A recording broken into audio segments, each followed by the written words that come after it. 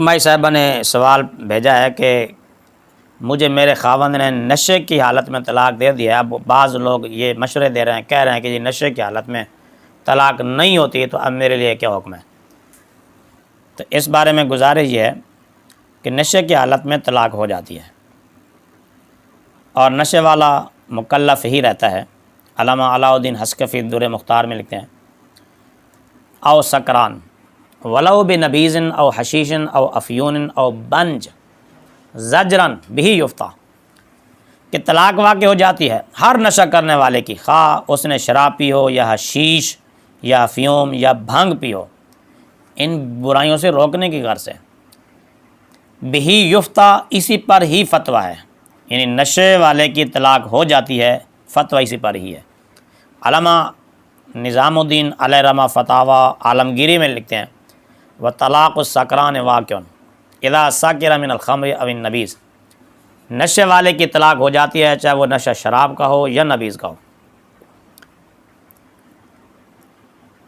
اسی طرح علامہ علاء الدین ابو بکر بن مسعود کاسانی حنفی بدائع و صنائع میں فرماتے ہیں، وَأَمَّا السَّكْرَانُ إِذَا طَلَّقَ امْرَأَتَهُ، جب نشے والا اپنی بیوی کو طلاق دے گا تو اس کی طلاق ہو جائے گی۔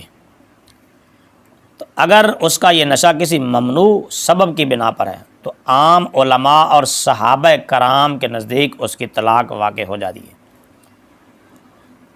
اس کی صورت یہ کہ جیسے اس نے اپنی مرضی سے شراب پی ہے یا نبیذ پی ہو اور اسے نشہ آ گیا تو طلاق دے دی تو طلاق ہو جائے گی۔ اس کی دلیل قرآن پاک کا عموم ہے۔ اللہ رب العزت نے فرمایا الطلاق مرتان، کہ طلاق رجی دو بار ہے، فَإِن طَلَّقَهَا فَلَا تَحِلُّ لَهُ مِن بَعْدُ حَتَّى تَنكِحَ زَوْجًا غَيْرَهُ، تیسری مرتبہ اگر طلاق دے دے گا تو اس کی طلاق ہو جائے گی۔ اب یہاں پر اللہ تبارک و تعالیٰ نے بغیر کسی فرق کے کہ وہ طلاق تیسری بار جو دے نشے کی حالت میں دے یا بغیر نشے کی حالت میں دے، مطلقاً اللہ تعالیٰ نے فرما دیا کہ وہ طلاق دے گا تو طلاق ہو جائے گی، نشے کی حالت میں دے یا ہوش و حواس کی حالت میں دے۔ لہٰذا وہ آدمی فاطر العقل نہیں ہے۔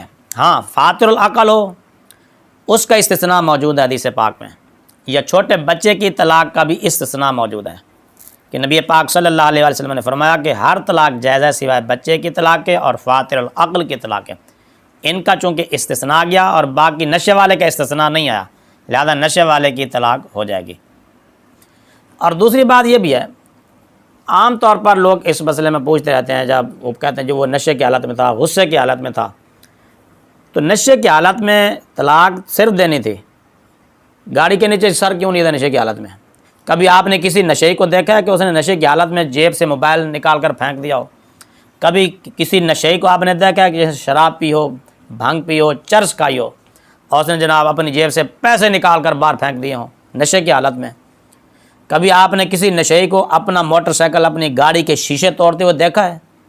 کسی نشے کو اپنے گھر کا سامان اٹھا کر باہر پھینکتے دیکھا ہے نشے کی حالت میں؟ تو نشے کی حالت میں بیچاری عورت پر ہی سارا وبال پڑنا ہوتا ہے اور عورت کو ہی طلاق دینی ہوتی ہے۔